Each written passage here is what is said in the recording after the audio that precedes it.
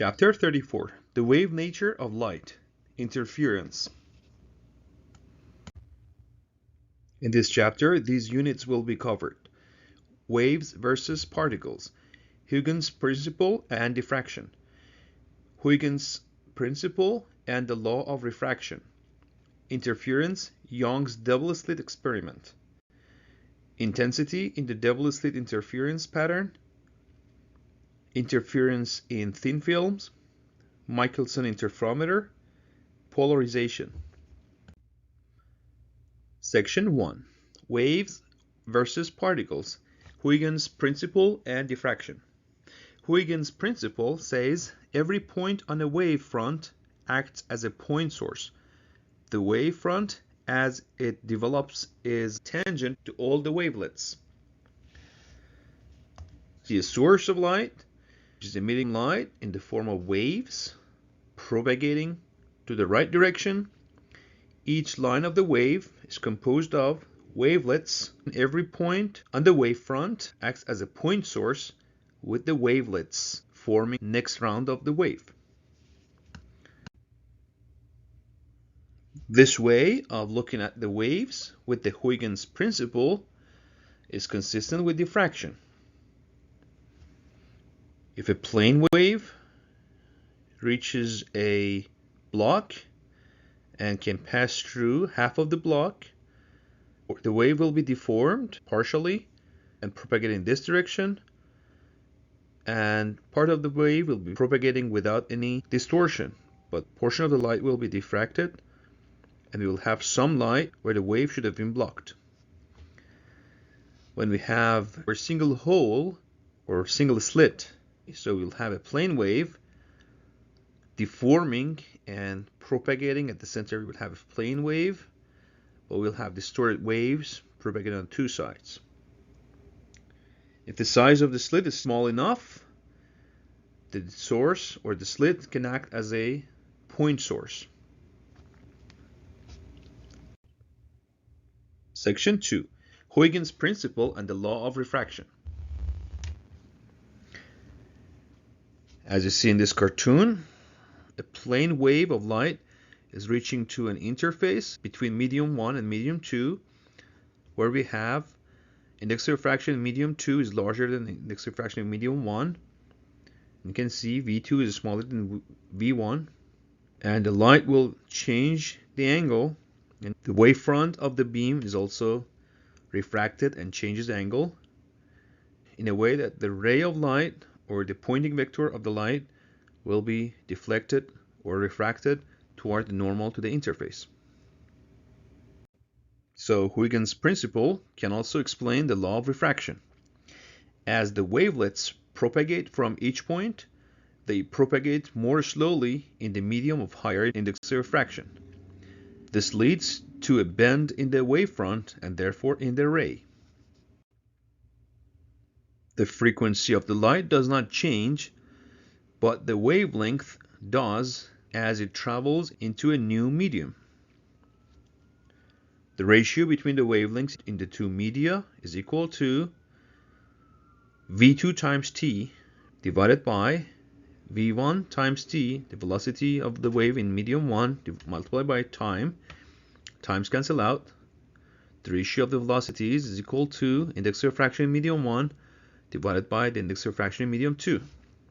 Therefore, the wavelengths of the light in medium with index of refraction n is equal to lambda, the wavelengths of the light in vacuum, divided by the index of refraction in the second medium. Highway mirages are due to a gradually changing index of refraction in heated air. You might be familiar with the mirages, and you might feel that the earth is reflecting, is acting as a mirror. The surface of the road is wet, but it's actually its reflection because of the temperature near to the surface to the index of refraction in this medium, in this area, that you might feel the ground is acting as a mirror. Section 3. Interference, Young's double slit experiment. If light is a wave, interference effects will be seen where one part of a wavefront can interact with another part. One way to study this is to do a double slit experiment, as it's depicted down here.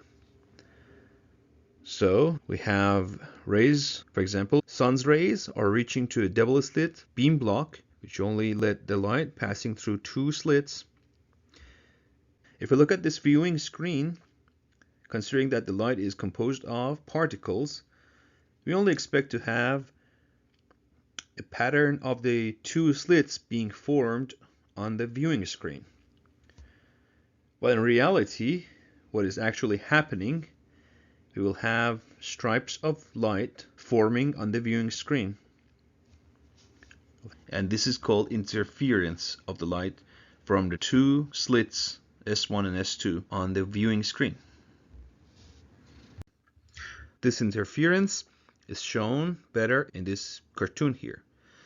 If light is a wave, there should be an interference pattern. As you can see, a plane wavefront reaches to the double slit. The size of the slits is small enough that each slit acts as a point source, and these two waves interfere with each other, and we will have interference pattern form on the screen. The interference occurs because each point on the screen is not the same distance from both slits. Depending on the path length difference, the wave can interfere constructively, which is forming a bright spot, or destructively, which forms a dark spot. So, if we have a double slit on the left, two waves reach from two slits at the center. They are equally distanced and they are walking at equal distance from the slits to the screen. They're interfering constructively, so we'll have a bright spot at the center. But if these two waves are passing off from the center, either up or down, depending on the optical path difference between the two waves coming from the two slits, we might have even bright spot, constructive interference, or a dark spot, which is a destructive interference. The extra distance for the bright construction is equal to lambda, and the integer multiplication of the wavelengths. And for the dark spots, we have integer multiplication of half wavelengths.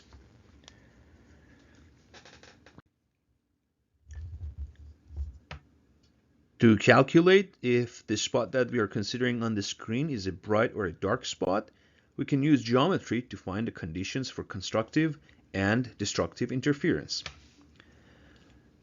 So we have d, the separation distance between the two slits, times sine theta. That is equal to m times lambda.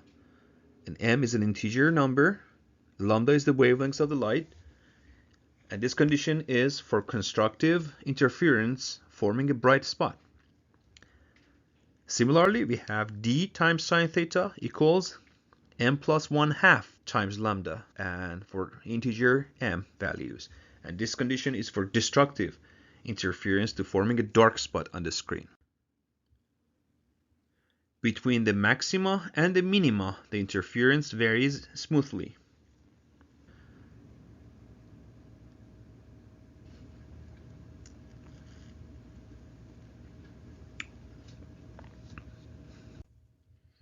Since the position of the maxima, except the central one, depends on the wavelength, the first and higher order fringes contain a spectrum of colors. So if we let a white light passing through the double slit condition, at the center we will have the white color, but moving away from the center, it will have a rainbow pattern shape symmetrically on the two sides of the white light on the screen, because the wavelength is different. Alright, let's look at some examples. First, I'll look at problem number 4 in the book as an example. Monochromatic light falls on two very narrow slits, 0.048 millimeter apart, that's a D. Successive fringes on a screen 6.5 meters away are 8.5 centimeters apart near the center of the pattern. Determine the wavelength and the frequency of the light. For constructive interference, The path difference is a multiple of the wavelengths, so we have d times sine theta as the path difference, m times lambda, this is the integer m multiplied by the wavelengths, and the location on the screen is given by x equals L times tan theta as seen in figure 34-7c. For small angles, we can say sine theta is almost equal to tangent of theta is equal to x divided by L. So let's plug in these values. We have d sine theta is equal to m lambda. Let's plug in for sine theta. We have d times x over L m multiplied by lambda, and solve it for x, lambda ml divided by d.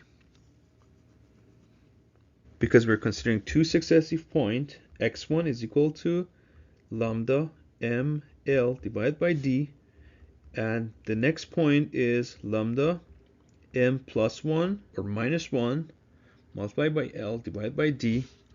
Therefore, delta x is equal to x2 minus x1, and that is equal to lambda L divided by d, m plus 1 minus m, and that gives lambda L divided by d. We can solve this equation for wavelengths lambda. D times delta x divided by L. Let's plug in the values. Lambda, the separation between the slits is 4.8 times 10 to the power minus 5 meter.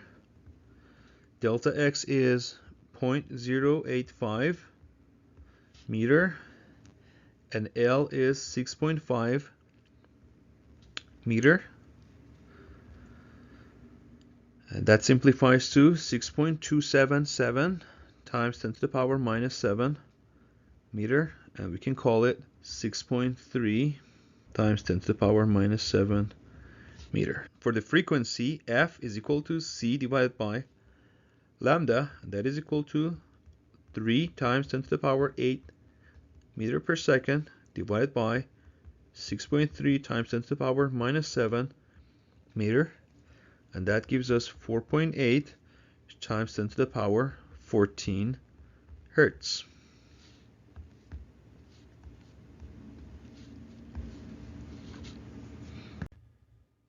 Another example, problem number 16 in the book.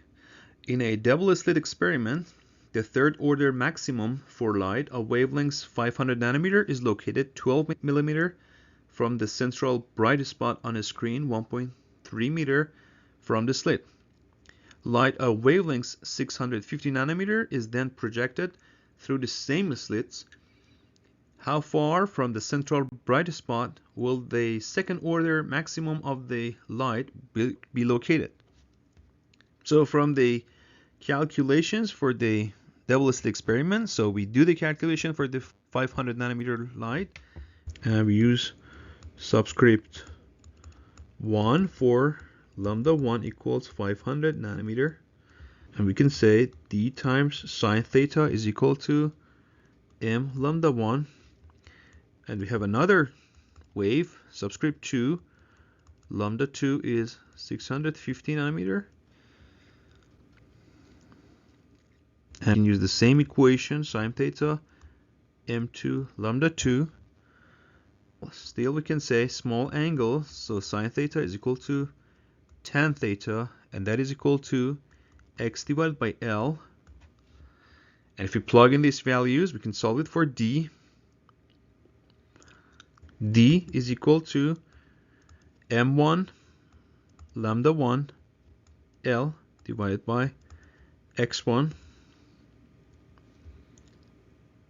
And we can use this value and solve for x2 as m2 lambda 2 L divided by m1 lambda 1 L divided by x1. That simplifies to x1 m2 lambda 2 divided by M1 lambda 1. If you plug in the values for x2, we have 12 millimeter multiplied by M2 is 2. That's the peak order.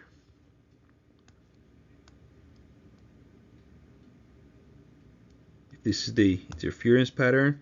Again, at the center is overlapping. There's something similar to that. So we have M equals 0, M equals 1, M equals 2. For the blue, or for the other wavelengths, we have M equals 0, or let's put it M2 equals 1, M2 equals 2, and etc. M1.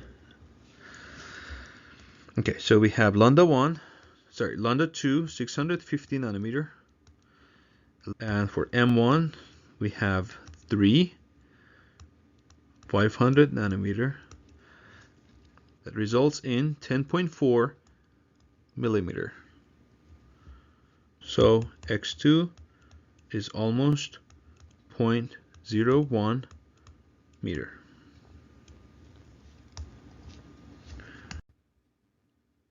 Section 4. Intensity in the double-slit interference pattern.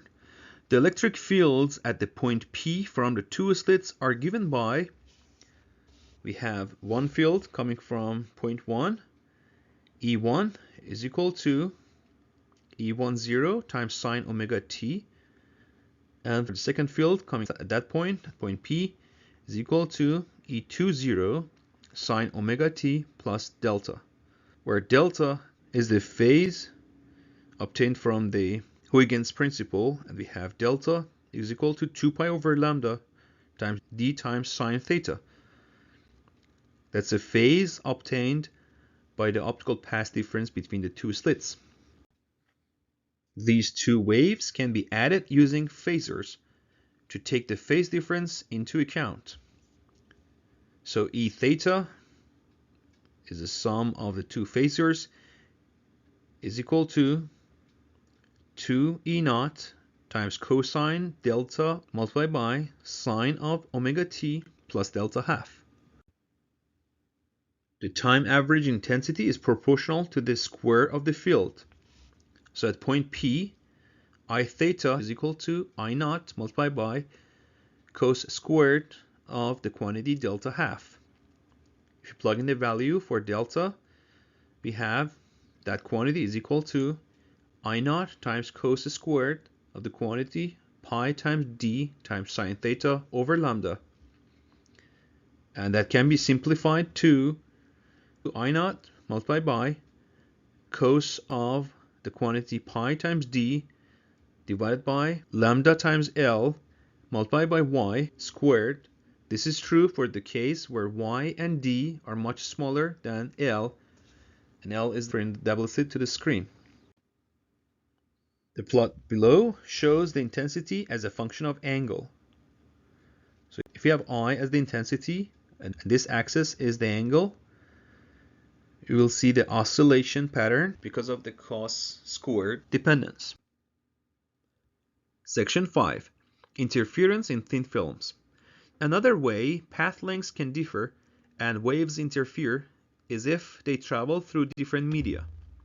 If there is a very thin film of material, a few wavelengths thick, light will reflect from both the bottom and the top of the layer, causing interference. This can be seen in soap bubbles and oil slicks. The wavelengths of the light will be different in the oil and in the air, and the reflections at points A and B may or may not involve a phase change.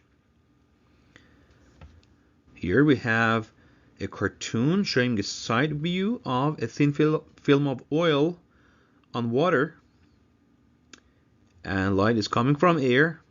Ray A comes from A, refraction from air to oil, and reflects from the intersect between air and oil, and another ray comes from the intersect between oil and water, and these two rays forming ray B and ray C will interfere when they reach to our eye, constructively or destructively, A similar effect takes place when a shallowly curved piece of glass is placed on a flat one. When viewed from above, concentric circles appear that are called Newton's rings. This is the cartoon of the Newton's ring experiment. When we have a piece of glass, one side curved, one side flat, is placed on top of a flat piece of glass. As we look from the top, we'll see interference pattern of dark and bright spots, which are called Newton's rings. A beam of light reflected by a material with index of refraction greater than that of the material in which it is traveling changes phase by half a cycle. So we have a light coming from left to right in material with index of refraction N1, and it's reflecting off from material N2 with index of refraction N2 larger than N1, and it's reflected off from the surface,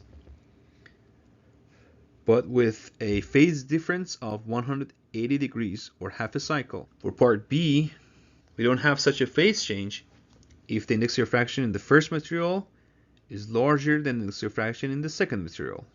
So the reflected light does not observe any phase shift. So when we are dealing with solving problems in interference, we have to consider these 4 points. First, we have to consider interference occurs when two or more waves arrive simultaneously at the same point in space. Second, constructive interference occurs when the waves are in phase. Third point says destructive interference occurs when the waves are out of phase.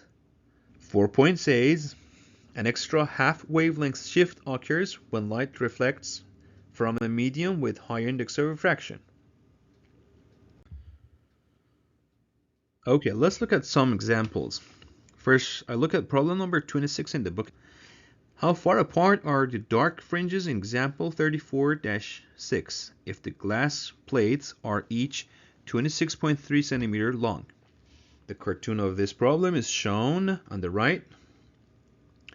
Example 34-6 tells us that there is a dark band at the end where the plates touch and a bright band at the end with the wire.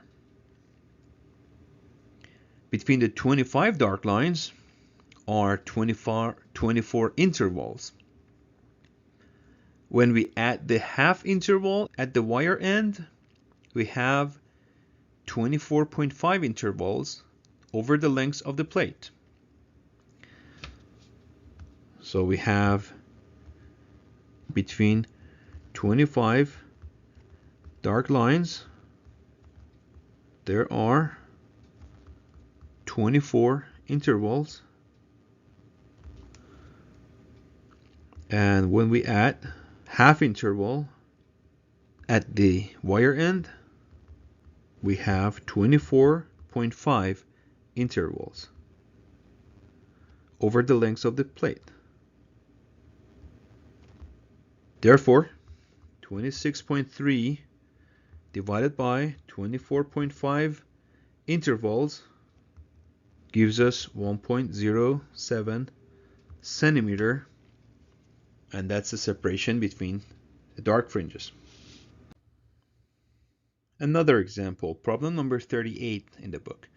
Use the result of problem 37 to show that the distance between adjacent dark Newton's rings is delta r roughly equals to the square root of lambda times r over 4m for the mth ring, assuming m is much larger than 1.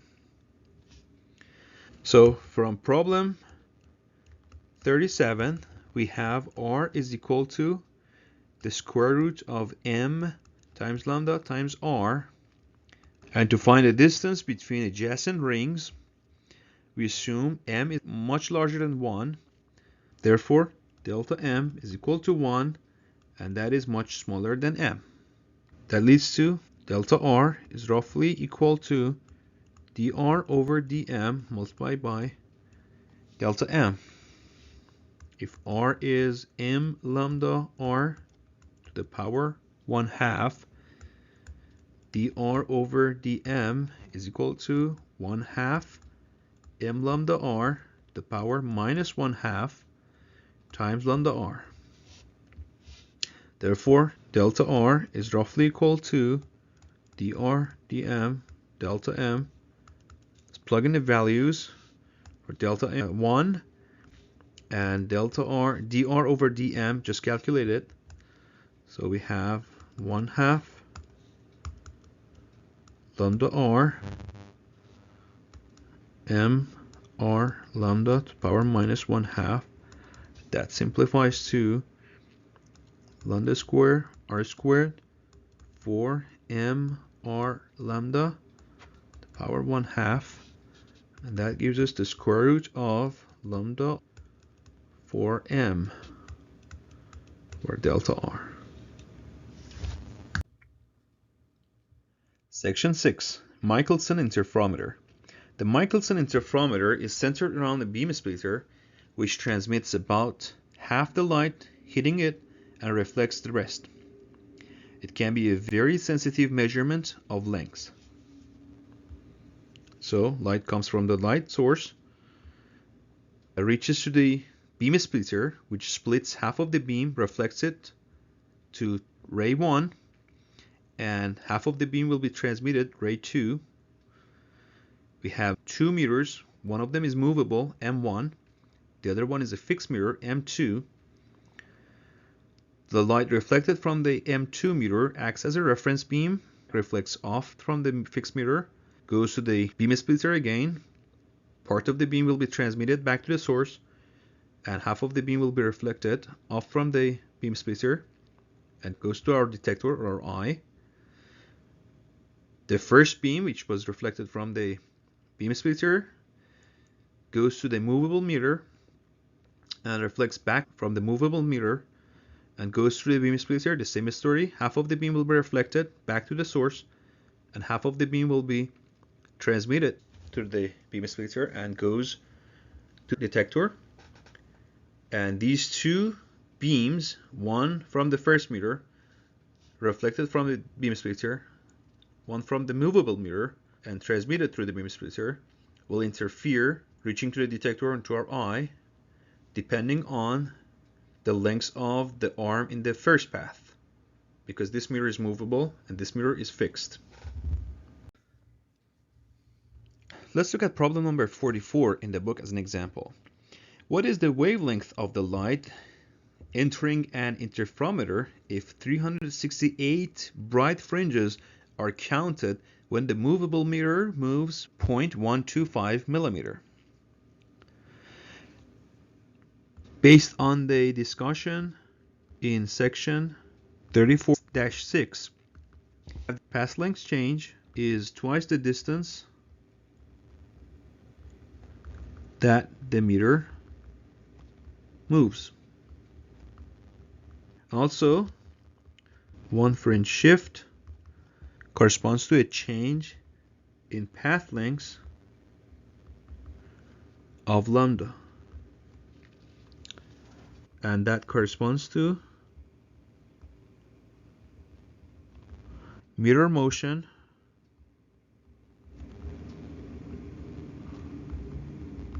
half lambda.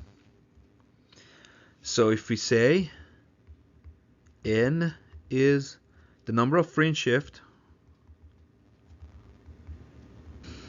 produced by moving mirror by delta x, n is equal to delta x divided by half a lambda, solve it for lambda, 2 delta x divided by n, and if you plug in the values, 2 times 1.25 times 10 to the power minus 4 meter divided by 368 fringes, that simplifies to 6.79 times 10 to the power minus 7, or we can call it 679 nanometer is the wavelength of the light. Section 7. Polarization. Light is polarized when its electric fields oscillate in a single plane rather than in any direction perpendicular to the direction of propagation.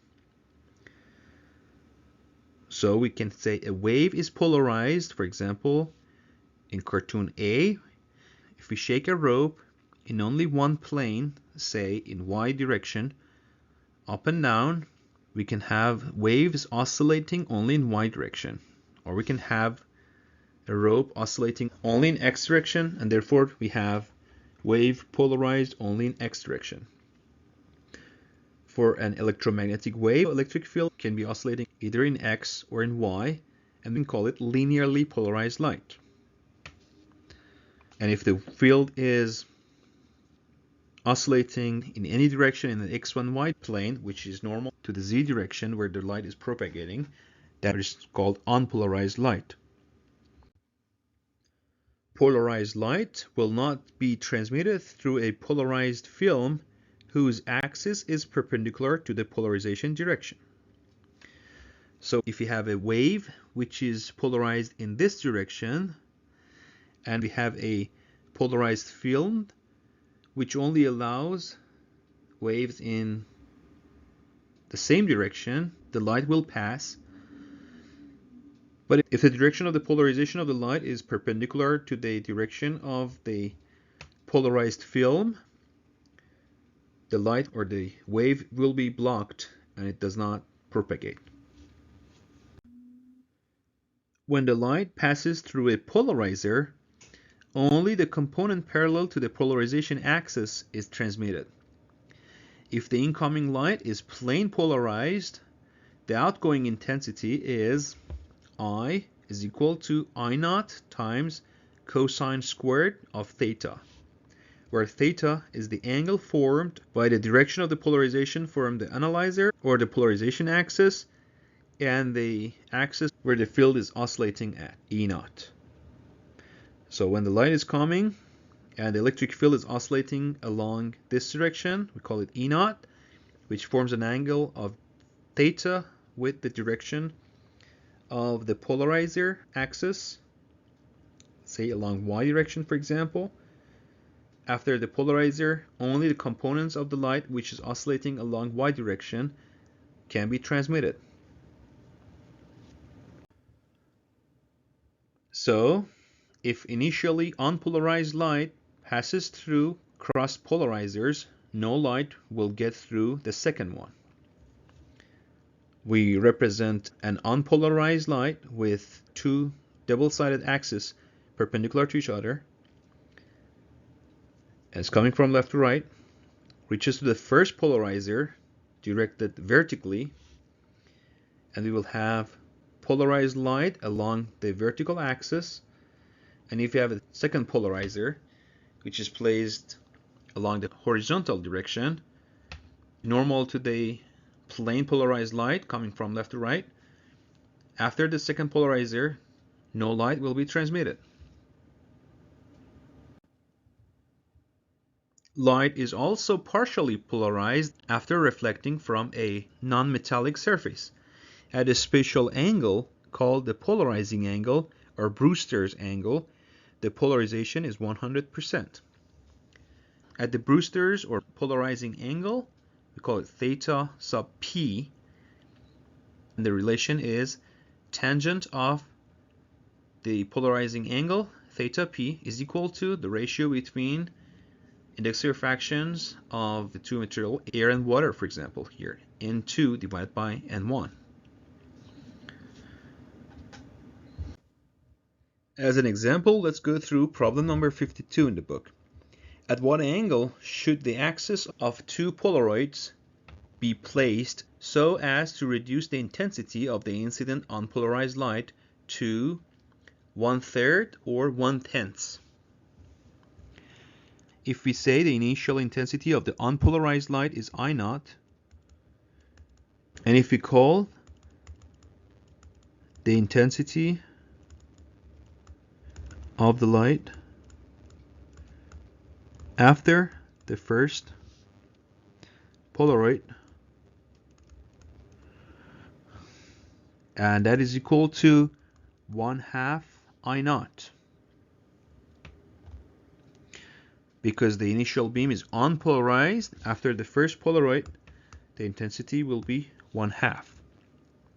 We use equation 34-8. I2 is equal to I1 cos squared theta is equal to 1/2 I naught cos squared quantity theta. We can solve it for value theta is equal to cosine inverse of the square root of 2i2 divided by I naught. So for part A, theta is equal to cos inverse square root of 2i2 divided by I naught. For this scenario, I2 is equal to 1/3 I naught.